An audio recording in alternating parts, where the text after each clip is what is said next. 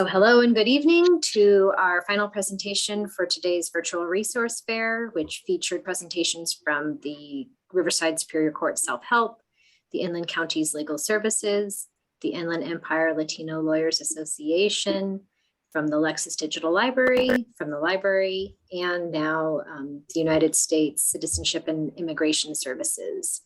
And I will be monitoring the chat during Jeff's presentation, and we will have a question and answer session at the end. And if I remember correctly, Jeff, you answered questions during your presentation that came up as well. Yes, I think it looks like a pretty manageable crowd. So yeah, if you have any questions during the presentation, just feel free to jump in and we can talk. Okay, and this session is being recorded and will be made available to you with the slides afterwards sometime this week, because I'm going to put all of the presentation links in one email. And I am raffling off something from the library that if you haven't already inputted your information, I'll put the link into the chat. It's one entry per person, and then you can win a little swag bag. So with that, thank you for joining us this evening. I will hand it over to Jeff. Awesome. Jen, thank you very much. I'm excited to be here. So this presentation is going to talk about the naturalization process. It's the process of becoming a United States citizen for people who are lawful permanent residents of the United States. This is me, Jeff Hilliard. I am the Community Relations Officer for the San Diego District of USCIS. There are 16 districts throughout the United States. The San Diego District covers San Diego County, Imperial County, Yuma, Arizona, as well as Orange County, Riverside County, and San Bernardino County. And that email address at the bottom is our community relations inbox. So if you have questions or comments or concerns, please use that inbox. It's kind of like the portal by which external people outside our agency can communicate with us about questions regarding USCIS. And I will add one additional thing. So when I answer questions, I'm limited in what I can answer if you ask a personal question. So a question about a case. Obviously, I don't know the specifics about the case, and I'm actually not allowed to give immigration advice. So I can talk about what our policies and procedures are, but I can't give individual guidance as to what you should or should not do to obtain an immigration benefit. All right, so here are our objectives tonight. We're going to look at the rights and responsibilities of United States citizenship. We're going to talk a little bit about the naturalization eligibility requirements. We're going to talk more about the naturalization process and the interview scenarios. Those ones are really kind of a lot of the questions I get are process related questions, and also a lot of questions about the interview. So we'll focus mostly on that. All right, so the rights and responsibilities. First of all, to vote in federal or state elections, you have to be a United States citizen. So becoming a U.S. citizen allows you to participate in our democracy by having your voice heard. You are also allowed to apply for a United States passport if you are a U.S. citizen. I know travel is starting with fits and starts. People are starting to travel again. But one of the nice things about a United States passport is it allows you to travel visa-free to, last time I checked, over 140 different countries around the globe. So it's a pretty powerful passport to have. You can also run for elected office. So there are only two elected office positions in the United States that naturalized citizens are not allowed to run for. They're not allowed to run for president or vice president. However, every other federal, state, and local elected office is open to people who are naturalized U.S. citizens. You can also be like me. You can work for the United States government. So most United States government job openings are limited to United States citizens. And so being a naturalized citizen allows you to be eligible for applying for those positions. One of the most important ones that we talk about for a lot of people is upgrading family petitions. So if you have an outstanding family petition for a family member to come to the United States as an immigrant, the lines are shorter, and the wait times are shorter in many cases for people who are if the petitioner is a United States citizen, vice a lawful permanent resident. So it helps your family get here faster if they're looking for an immigrant visa to come to the United States. And finally, under the responsibility section, one of the things we do ask United States citizens to do is to serve on a jury. So the Fifth and Sixth Amendment to the Constitution guarantees people the right to be tried by a jury of their peers. And it's one of the strongest protections we have in the United States against the government overreach. So only a group of people, citizens like yourself, can make a decision about your guilt or innocence. So serving on a jury is one of the most important things we have in our judicial system. And so we ask United States citizens to do their part and serve on a jury. All right, here are the general requirements to becoming a United States citizen through naturalization. For the most part, you must be 18 years old. You must be a lawful permanent resident of the United States. You must meet continuous residence and physical presence requirements. I know those sound very similar, but they're a little bit different, and we'll explain it a little bit later on in the presentation. You have to live in the USCIS district in which you apply. Like I said, there's 16 districts around the country, but you have to be living in that district for at least 90 days prior to your application. And then finally, you must demonstrate good moral character, which I will talk a little bit more about later in the presentation as well. Applicants, for the most part, must also show basic understanding of English, knowledge of U.S. history and government, and attachment to the U.S. Constitution. There are exceptions to the first two of those three things, and we'll talk a little bit more about that. It basically comes down to how old you are and how long you've lived in the United States as a lawful permanent resident. All right, do I have any questions at this point, or should I move on? Okay, I don't hear anything, so I'm going to keep going. All right, so time as a permanent resident. So basically the rule is a 3 or 5 year rule. 3 years if the applicant is married to a United States citizen, and 5 years for all other lawful permanent residents. There is one big exception to that, and that exception is if you are a military service member or a veteran, or you are a child of a U.S. citizen born abroad. The big exception for military is basically if you're a military service member and you're a lawful permanent resident, once you get through your basic and advanced training and you get to your unit, as long as you show that you've passed all your training and you're serving, satisfactorily, an officer can sign off on a form that will allow you to waive that 3 or 5 year requirement, so you can get naturalized quicker than you would if you were a civilian. This is basically due to the fact that most people who volunteer for military service have already shown a propensity to follow the laws and support and defend the Constitution of the United States, so they don't have to wait those 3 or 5 years. The veterans are for veterans who had served as lawful permanent residents and did not naturalize. And then the children born abroad to U.S. citizen parents is a very rare category. It happens once in a while. I'd be happy to talk about it more, but it's such a rare occurrence that it doesn't really apply to many people. All right.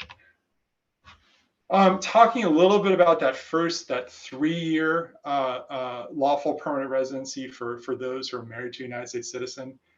There's a requirement that the person be married to the same U.S. citizen for all 3 years, that U.S. citizen spouse have been a U.S. citizen for at least 3 years. And 3 years of lawful permanent resident, married to the same U.S. citizen, and they must have been a citizen. So we call that the 333 rule. You have to be married 3 years, married to the same person for 3 years, and that person must have been a citizen for 3 years. All right, when we were talking about a lot of the things we're talking about, like a 3 or 5 year period, physical presence, continuous residence, all those things have to happen in what we call statutory period. Most often that statutory period is the period that immediately precedes your application. So if you became a lawful permanent resident 5 years ago, that period would be from 2016 until today. And so when we count those 5 years, we're looking for those requirements within those 5 years. So that time period we're looking at is called the statutory period. All right, continuous residence. So continuous residence means that you've maintained your primary residence here in the United States. So it doesn't mean you can't have a residence overseas. It just means your primary residence, where you live most of the year, has to be in the United States. So if you are outside, if you have a residence in Cancun and you have a residence here in the United States, if you spend 3 months of your year in Cancun and the other 9 months here in the United States, you're fine. That entire year counts towards your continuous residence. If you go more than 6 months, unless you have previous permission from USCIS to stay out of the country for up to over 6 months, that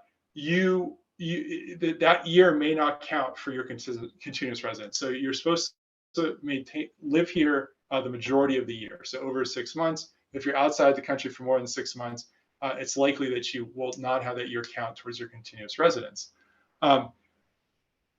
A word of warning: if you stay outside the United States as a lawful permanent resident for more than 1 year, it is assumed that you have abandoned your status as a lawful permanent resident, and you can be, if you try to enter the country, you can be turned away by Customs and Border Protection unless they allow you in to figure out your status.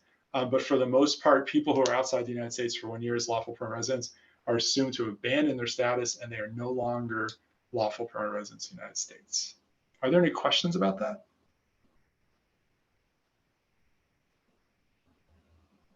All right. I also speak. Jeff, Okay. there is a question. Sorry, I'm trying to use 2 computers, so I have to remember which one I have sound on. No worries. Someone asked, can a U.S. naturalized citizens move to live abroad for several years without losing citizenship? Oh, absolutely. So once you are a citizen of the United States, the only way that your citizenship can ever be taken away from you is if you lied or committed fraud at some point during your naturalization process. So the day you get your citizenship, you take the oath, they hand you a certificate, and you move to Belize and spend the rest of your life in Belize, you will forever be a United States citizen. The only way your citizenship can be taken away is if you committed fraud during the naturalization process. That's a great question. I will say this too. So I know some people are concerned about, for example, Australia has really strict lockdowns. And so people have been hard pressed to travel during the pandemic. From time to time, if you know someone or you're in a situation where you have been outside the United States for more than 1 year due to a COVID lockdown, that would be an opportunity for you to reach out to our USCIS contact center and talk to them about what different options are available to you. I know for some people it's not done by USCIS, but it's done by the Customs and Border Protection. That people who have said, I've tried to come back to the United States, but unfortunately I was unable to due to pandemic lockdowns or lack of options for traveling. They've been waiving that, and that's up to the CBP at the border on what they will accept. But if you are in that situation, I highly recommend just Google USCIS Contact Center. There's a phone number. You can call them and figure out what your options are. Another question came through. Are children of a U.S. citizen and a non-citizen born abroad automatically considered citizens too? That is a great question, and and the answer is it depends.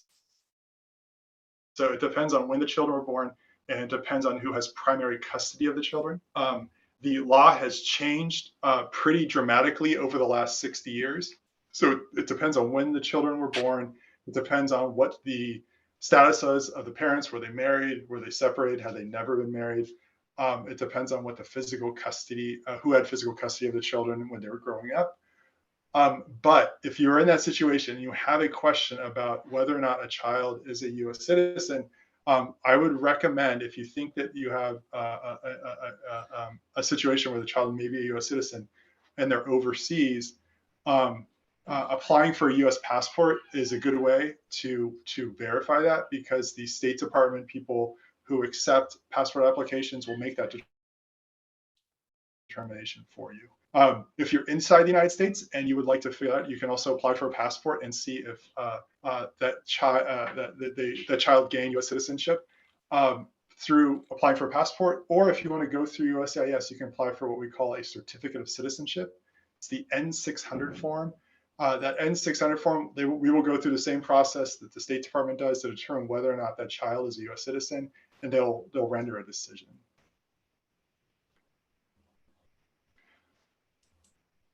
All right, Thanks, Jeff. physical presence. Yep, no problem. Physical presence is the next thing, and like I said, it sounds a lot like continuous residence. It's a little different though. Physical presence is literally where you sleep at night. So when we count physical presence, it is literally the number of nights that you have been in the United States. And so basically what we're looking for is you need to spend half of your statutory period physically in the United States.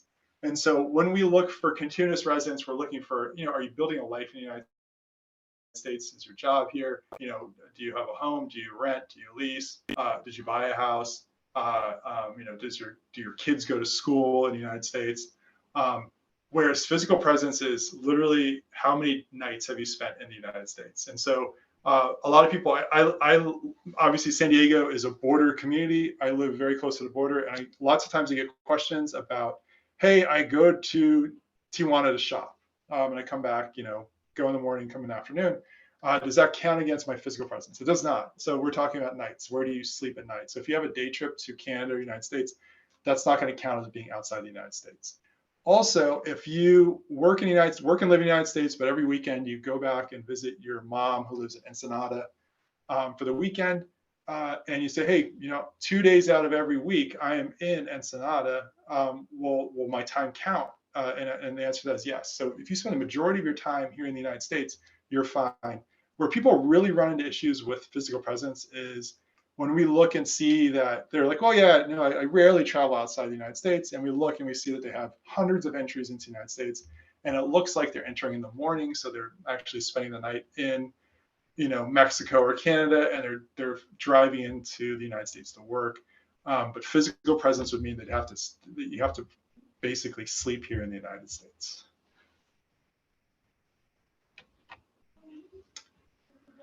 All right, finally, this one's kind of a simple one. It used to be more complex when we had crazy different wait times for different services.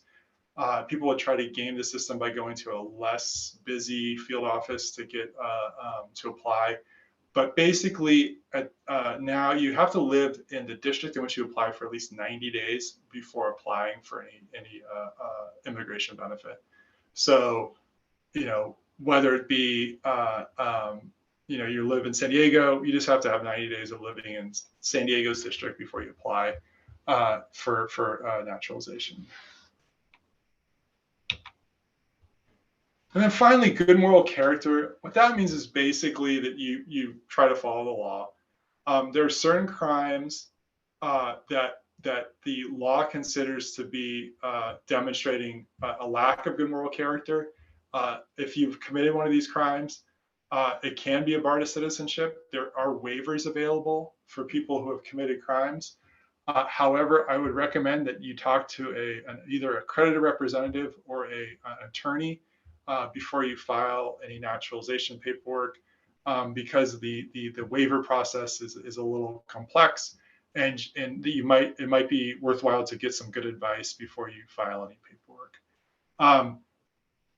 While I mention that, I will say that the only two groups of people who can give you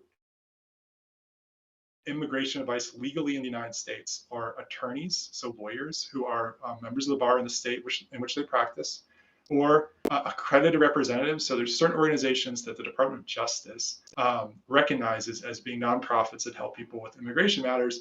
And there are certain people who are supervised by attorneys, but who are not attorneys themselves, who can help you with your immigration case.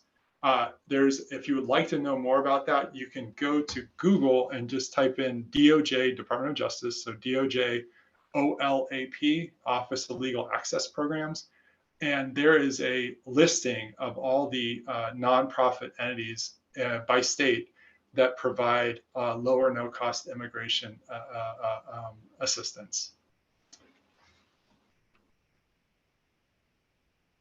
Do I have any questions about good moral character? I know I usually get a lot about traffic tickets and speeding tickets, or I don't see people who've been any. perhaps detained in secondary when trying to come back into the United States.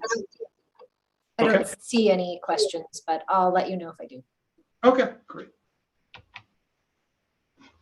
All right, so finally, knowledge of English and civics. So applicants must understand, read, write, and speak basic English, and have a knowledge of US history and government. People ask me a lot. This is something I know people get really stressed out about, and I totally understand why. We are not looking for native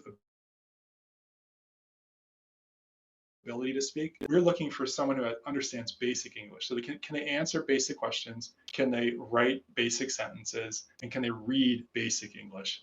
Spelling is not a huge deal for us. We just have to make sure we understand it. In terms of understanding English, that assessment is going continuously by the officer throughout the interview. So they're asking questions, they're seeing how the applicant responds, and they're making a determination whether or not they understand basic English through those interactions. In terms of the knowledge of US history and government, the civics test is what we call that. It's a 100-question test. The applicant is 10 questions are randomly selected from those 100 questions. The applicant is read those 10 questions by the officer. They respond verbally, so they just give an answer verbally, and the officer enters that into the computer. They have to get 6 of those 10 questions right to pass the civics test. I want to note at the bottom, and we'll talk more about this, some applicants, because of age and time as a permanent resident, or because of a medical condition, may have different English and civics requirements. And we'll talk about that right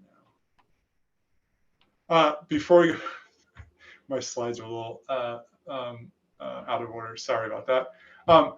One of the things about the civics test that I do want to mention is if you are in the process of getting ready for a naturalization interview, please go and download the USCIS Civics Test app. It's free on the Apple App Store and the Google App Store. Just Google or search for USCIS Civics Test, download it for free. It gives you the questions. You can practice them on your phone while you're commuting or when you have a break at work or whatever. It's easy to do. The questions are always updated, so it's always the most accurate in terms of answers. So if you're studying and need some help, please go check out that app. All right, so here are the English exemptions. So at the time of filing, so that's when you send in your application, if you're at least 50 years old, and this is important, if you've lived as a permanent resident in the United States. So most of the times when I hear people having issues with this rule is, it's not how long have you been a lawful permanent resident in the United States, it's how long have you lived in the United States as a lawful permanent resident. So if you had gotten your permanent residency in 1990, but you lived in Tijuana for 15 years before you moved to the United States in 2005, you would not qualify for that 50 and 20 because you had not lived in the United States as a lawful permanent resident for that period of time. And so when we have people who are filing these exemptions, we often try to remind them that they will have to prove residency in the United States for at least 20 years to be exempted from taking the English test. So if they qualify for one of these three, so 50 and 20 years of living in the United States as a permanent resident, 55 and 15 years, or 60 and 20 years, they don't have to take the English test, and they can take the civics test in their own language. If you qualify for that last one at the bottom, 65 years of age and at least 20 years as a lawful permanent resident living in the United States, instead of asking 10 questions out of that 100, they're going to ask you, there's only 20 questions you have to study. They're going to ask you all 20, and you just have to get 6 of those right. So it's an easier test, less questions to study. So it makes it a little bit easier on people of the age of 65 or older. Are there any questions about that? All right, I'm going to move on. Yeah, none so far. Okay. A lot of people have disabilities that may preclude them from completing some part or studying for some part of the naturalization exams. So there is a form, the N648, that is filled out by either a doctor or a medical doctor, a doctor of osteopathy, or a clinical psychologist. And basically, what we need to know is what the applicant's disability is. We need the doctor to describe how they diagnose the applicant, and then in plain English, we just need to know what they can and can't do. So, for example, an applicant may have Parkinson's, which does not allow them to write. They can't write because Parkinson's causes tremors in some people, and so the doctor might write diagnose applicant with Parkinson's disease. We use this method to diagnose them. Based on their disability, they're unable to write and cannot fill out forms. And that would tell us that they can't do the writing portion of the test. Some other people might have, issues with, they might have advanced dementia, so they're not able to study or learn the English language, which would exempt them from having to learn English. So for those type of exemptions, if you're looking for those, the N648 is the form you want to go to, and you want that filled out by either a medical doctor, a doctor of osteopathy, or a clinical psychologist. Unfortunately, mid-level providers such as physician's assistants or nurse practitioners cannot sign those.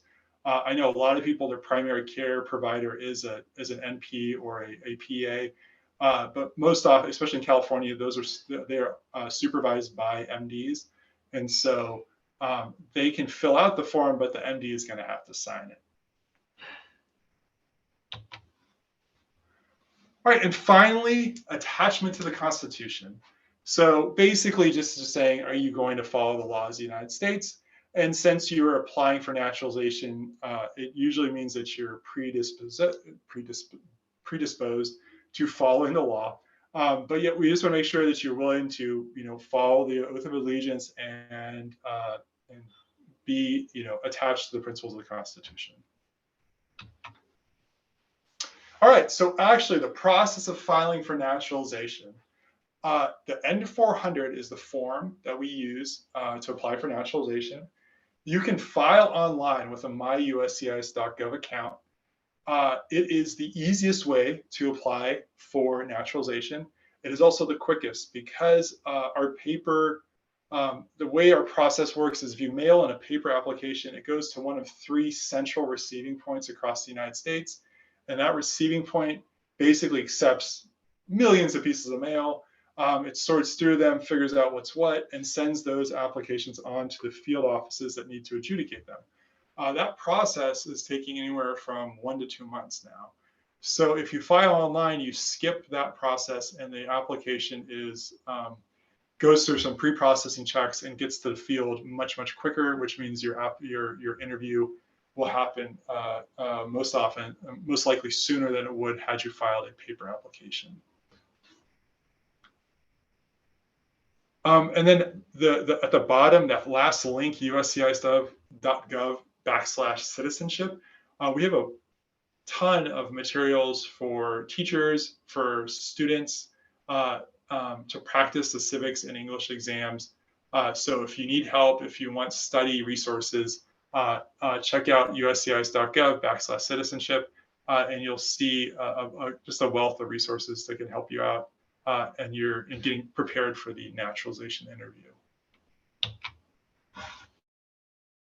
All right, so Riverside and San Bernardino counties are covered by the San Bernardino field office, which is the address is there. It's in San Bernardino. It's a standalone building. So USCIS is the only tenant in this building. So it's a 100% USCIS office. And that will be the location for applicants from San Bernardino and Riverside counties. Before you come into the office, we're going to ask you.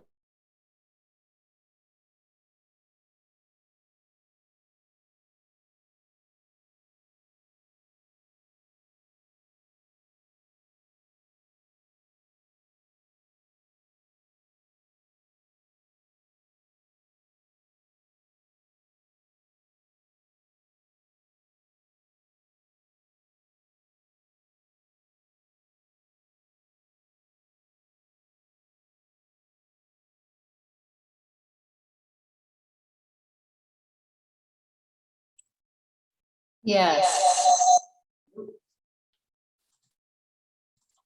I think there's an issue. Jeff, can you still hear us?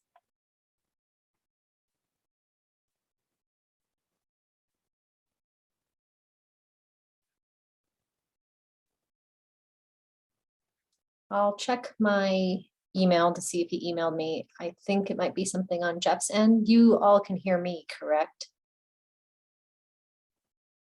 Okay. So it might be something with his internet.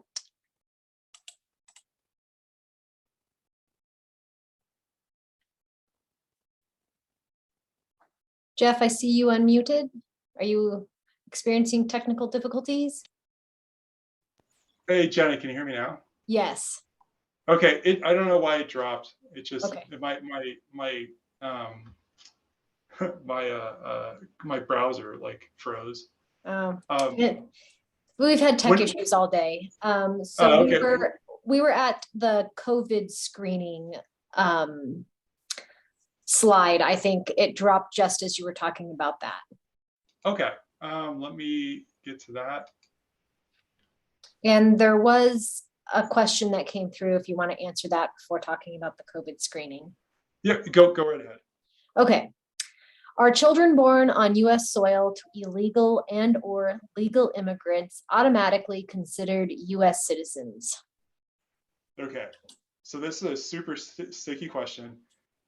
Uh, People who are born in on the territorial grounds of the United States are U.S. citizens at birth.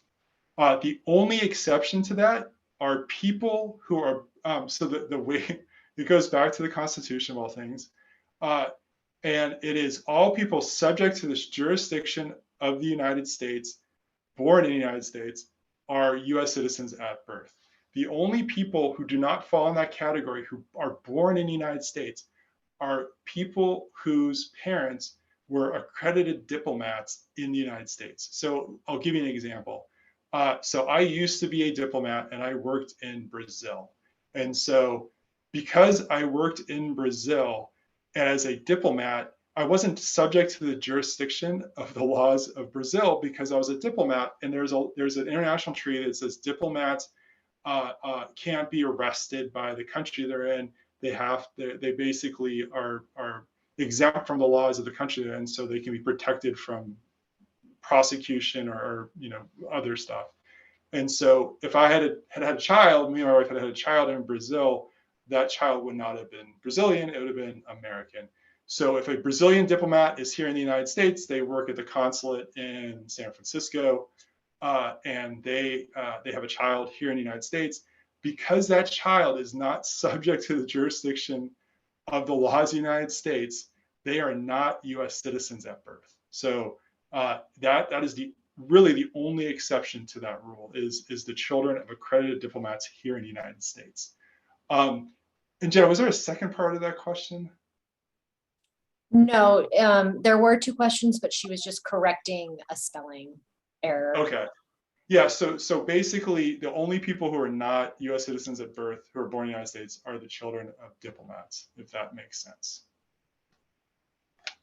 And diplomats and then actually people that work at the UN, if that makes sense as well, because they're also diplomats of a different sense, and so they're not subject to the laws of the United States. Anyway, so going to the COVID screening issues, basically the big one is previously anyone who traveled into the United States had to quarantine for 14 days. That advice has changed from the CDC. If you travel outside the United States and come back in, via land border. So you drive to TJ or you drive to Vancouver in your car, and you drive back into the United States in your car. You don't have to quarantine. You can come and interview the day after, and that's fine. It's only people who travel by air or sea that come into the United States have to quarantine for 14 days.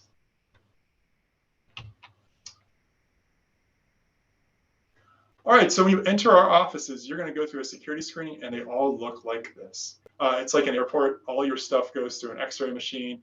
You go through a metal detector. Please don't bring anything that could be construed as a weapon. You would think that most people would not bring weapons to an immigration interview. However, I can tell you we confiscate hundreds of items every month. So knives, box cutters, screwdrivers, sharp pliers, cutting tools, all those things end up in people's bags, either from work or they just forgot about them, and we have to confiscate them. So please, please, please double check, make sure you don't have anything that can be construed as a weapon. If you can't bring it on an airplane, don't bring it to USCIS.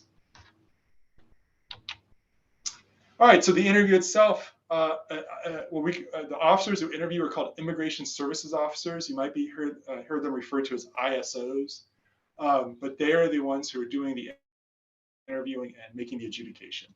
They will put you under oath. They will make you, raise your right hand and promise to tell the truth.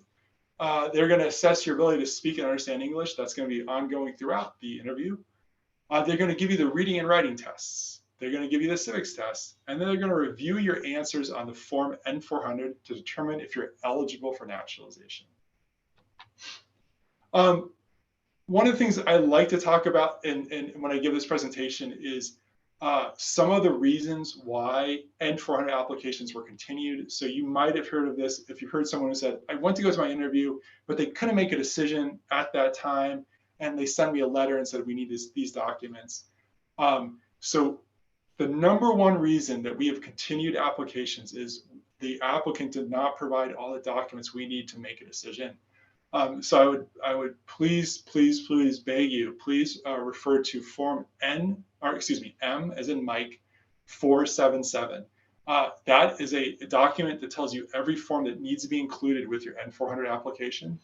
But the most common issues we have seen are marriage documentation for all marriages. So if you have been married and have gotten divorced and are married again, we're going to need to see your original marriage certificate, your divorce decree, and then that new marriage certificate. If your spouse had sadly passed away and you remarried as a widow or widower, we will also need to see that death certificate from your previous spouse. The reason being is when you get married, that confers certain rights on your spouse, and especially if you're getting 3 years instead of 5 years for your naturalization, and only the first marriage or the first marriage after a divorce or the death of a spouse counts as a valid marriage. So you can imagine some countries around the globe, plural marriage is legal. So someone in Saudi Arabia might be able to have 4 different wives, for example. In terms of U.S. immigration law, only that first marriage is legal, and so only that first wife would receive immigration benefits based on their marriage to that husband. Tax returns, we need to see all the tax returns for the years under review for naturalization for that statutory period. If you don't have tax returns, you haven't kept copies of them, you can go to irs.gov, create an account, and you can get what are called tax transcripts. And these are basically the IRS's record of your tax payments for that year. You can download them online and print them out, and that will suffice as evidence of tax payment. And we're also going to need evidence of residence in the United States. For most people, it's a rental agreement, a lease agreement, could be a deed to a house, could be mortgage payments made on a house in the United States. For other people, it might be, they were going to college, and so they have, they show, here's the payment I made for my time in the dorms. But we need some evidence of residence in the United States. And when it really becomes challenging for us is when people who might have unstable housing or might have been unhoused at some point. And that's where it really comes in handy to have like a contemporary documentation. So if you're staying at a shelter, if there's some kind of documentation showing you're staying at a shelter, or if you're staying at a friend's place for some period of months, proof that you were there, or that your children were enrolled in school at the local school, or proof of employment at that point in the United States would be really helpful in kind of proving that residence here in the U.S., especially here on the border where it's very possible. And we have many thousands of people who live in Mexico and work in the United States. Completely legal. They're lawful permanent residents. They have work authorization, but they live in Mexico and work in the United States. All right, so this is what an interviewing office looked like before COVID. The officer was sitting on the left, and the applicant, their translator, their attorney, their spouse, is usually sitting on the right side in front of that iPad. So here's what it looks like now. So the majority of our officers are interviewing in person, but they have a large plexiglass screen in between the officer and the applicant. Due to COVID restrictions, we're only allowing 4 people total in an office. So including the officer and the applicant, that means 2 additional people can be in the room. Usually it's either a spouse, an attorney, or a translator. But for the most part, I'd say roughly about 80% of our officers are interviewing in person. So most people will interview in this setup. About 20% of our officers are interviewing virtually, which means the officer will be in another room and you'll be talking to him or her via a phone or iPad. They will also have a printer available, and the officer can print forms for the applicant to sign. There will be a pen furnished and you can sign those documents, and there's a tray to put those documents. For the most part, officers are interviewing by phone. It's a little more stable than trying to FaceTime on the iPads, just because connectivity issues sometimes make it difficult to maintain a connection. But yeah, for the most part, most officers now are interviewing in person. So here's the reading test. And this is exactly what it's going to look like. So that iPad you saw in the previous slides is going to pop up with a sentence, and they're just going to ask the applicant to read that sentence. And again, we're not looking for perfect pronunciation. We just need to know that you can read English and we can understand what you're saying. The writing test is also going to be on the iPad. And so what's going to happen is the officer is going to read a sentence to the applicant, and the applicant is going to write out that sentence on the iPad. They can use their fingers. There's usually a stylus, which is like a special pen for an iPad. You can use the entire screen to write, and we don't need perfect spelling. We just need to get your point across. If we can read it and figure out what you wrote, you should be fine. All right, so once they do that and they do the civics test, which is those 10 questions randomly selected, the applicant's going to answer back verbally. They'll go through those N400 questions, which, if you've seen the form, there's a lot of very odd questions about, have you been a part of a militia? Have you been a part of a guerrilla group? Have you been a prison guard? They'll go through those questions and they will review the questions with the applicant and make sure all the answers are correct. If they answered yes to any of those questions, they'll probably have to ask some additional questions just to figure out what the nature of the association with any of those groups was. But for the most part, all of those questions are going to be basically just verifying what the applicant said in the application is still true.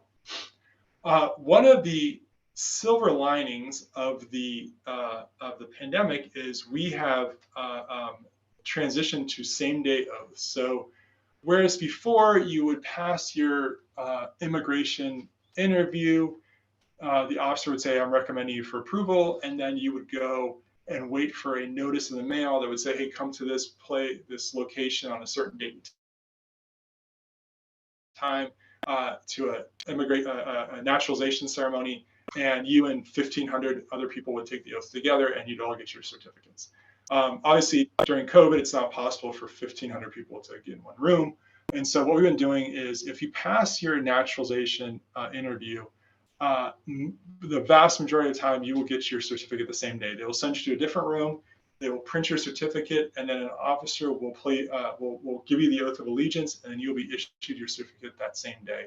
In San Bernardino, I want to say upwards of 80 to 85% of people who are interviewing are getting their who complete the interview and are approved for naturalization are getting their certificates the same day.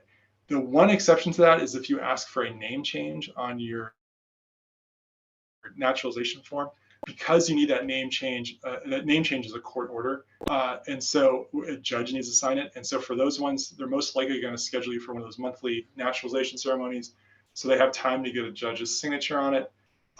Those ceremonies are drive-up ceremonies, so you'll be told a date and time. You'll drive into the parking lot of the San Bernardino field office, and like you and maybe 10 other people in cars, they'll get out of your car, they'll give you the oath, and then they'll issue you your certificate.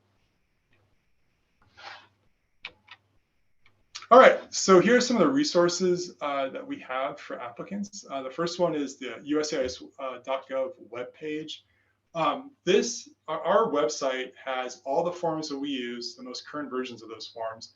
So if you ever need a form and you're a little confused about which version to use, if you go to the USCIS.gov website and look up that form, you'll always get the most current version of that form. Our Citizenship Resource Center, which I mentioned earlier, has a wealth of resources for people who are getting ready for the naturalization interview. It's got practice tests, materials to study with, English vocab words, videos showing what the interview is like. If you like to listen to podcasts instead of reading during your commute, we have audio files where people read the civics questions and then answer them. So you can listen to that instead of reading or studying the civics tests in the booklet. You can also find an English or civics class. So we have a listing of organizations that have received money from USCIS to put on citizenship classes. So you can go in there, type in your zip code, and they'll tell you which classes are near you. And there's also materials for teachers in terms of if you're a citizenship teacher, there's like model curricula, syllabi that you can use. There's also resource for teachers in terms of like lesson plans and stuff like that. Here's some more stuff that's on our website that is helpful for people who are applying for naturalization. If you create a USCIS.gov account, you can check your case status, so you can look up and see where your case is, your application is in the process. You can change your address if you move. I should mention, if you move while you're applying for naturalization, it's not a problem at all. What's going to happen is you'll file that change of address, and your application will move to that new field office. But you won't have any problems in terms of like, oh, we're being pushed to the back of the line or anything like that. They just move it over to that other field office, and that field office processes the application. You can download forms, like I mentioned before, online filing. So we are transitioning forms to online filing all the time.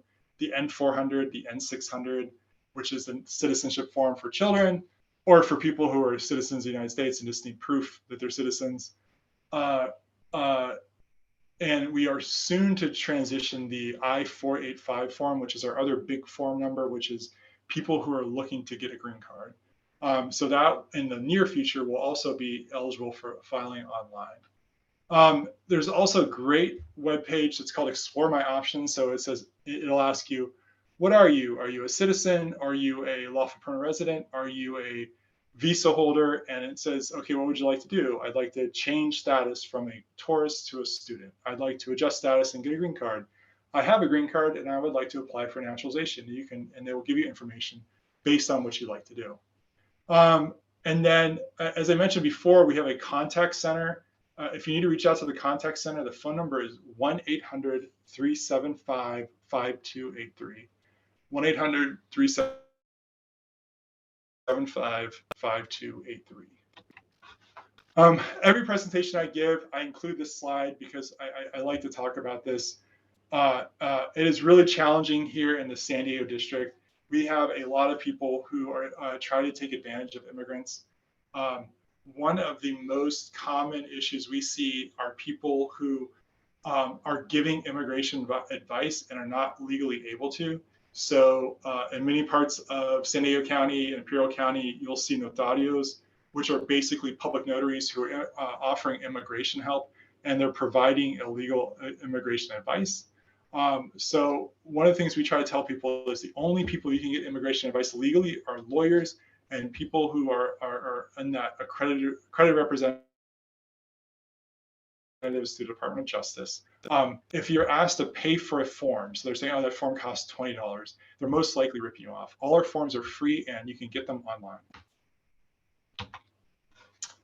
All right, that is the end of my presentation. I'd be happy to answer any questions that people might have, if there are any more.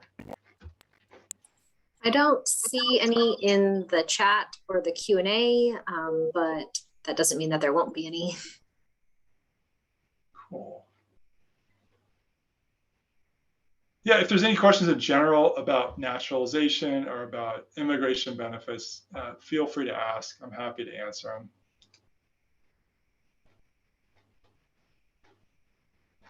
Oh, up again. Hey, Jen, can you hear me? I can, yes. Okay. Yeah, I'm not sure about. I'm always concerned. My computer seems to. There's a question of, can you see the question in the chat? Is CHIRLA and NALEO approved to help? I'm not sure what those organizations are. Maybe in the Q&A. Okay.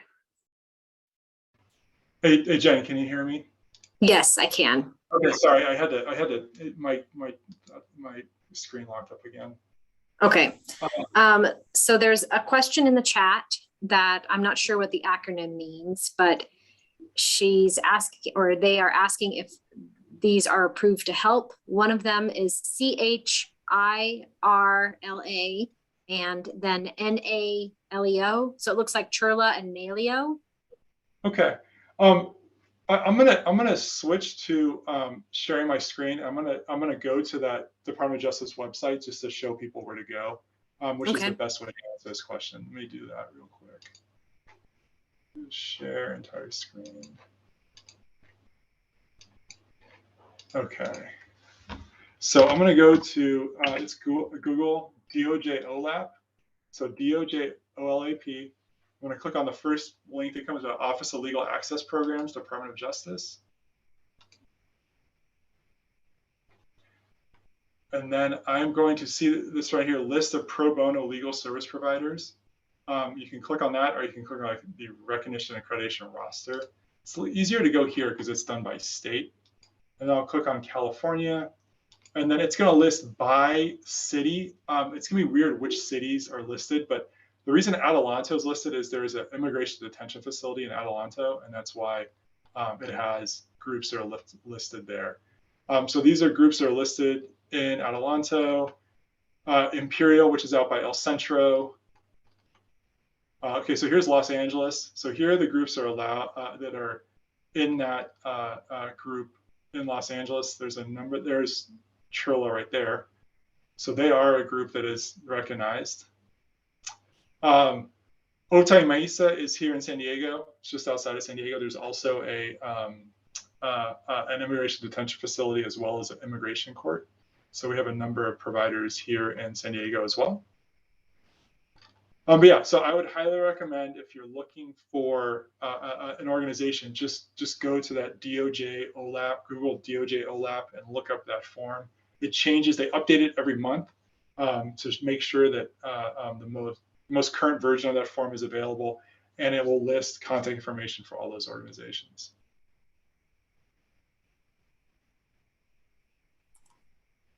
Thank you, Jeff. There's another question. Is there a difference in the rights of naturalized versus naturally born U.S. citizens? No, I mean, so like I mentioned before, per the Constitution, only the president and vice president have to be natural born U.S. citizens. That's the only offices that require that. And again, the only way a naturalized US citizen can be denaturalized, and denaturalized is the process by which we take citizenship away from someone, is if they committed some form of fraud during their immigration process or their naturalization process. So I'll give an example of a real life example. So a gentleman had served in the in the German Nazi army during World War II as a prison guard, and was accused of human rights violations at a concentration camp. He later immigrated to the United States, lied on his immigration form and said he had never served in a prison camp or concentration camp. And fast forward 60 years, they found the records from the concentration camp, and lo and behold, he was a guard there. And they went back 60 years and looked at his application, said he had lied in that application, said he did not work there. So the U.S. government took away his citizenship, and he was sent, I believe, back to Poland. I believe is where he was from. But that's really the only way your citizenship can be taken away from you, is if you lie during the process. And it has to be, it should be clear too, it has to be a material lie that actually helps, it benefits you. So if you would have received citizenship anyway, and you said, oh, you know what, I'm just going to make this up. I traveled to Mexico 6 times, and really you traveled to Mexico 8 times or something like that. That's not going to bar you. They're not going to denaturalize you for that. It has to be something that materially changes your qualification for citizenship. So yeah, functionally there is no difference between a naturalized citizen and a natural born U.S. citizen, other than their ability to run for president and if they lied during their naturalization process. They said, thank you for clarifying. Right. Are there any other questions?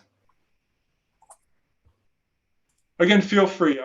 If there's even not about naturalization, just about, getting your green card or studying in the United States.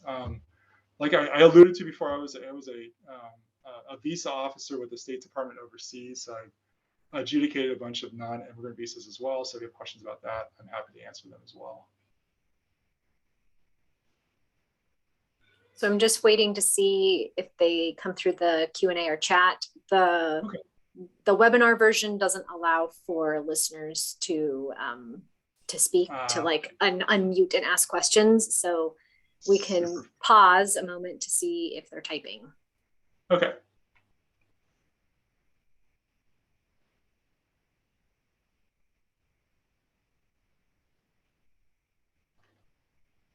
I'm not seeing any come in. I am going to stop the recording.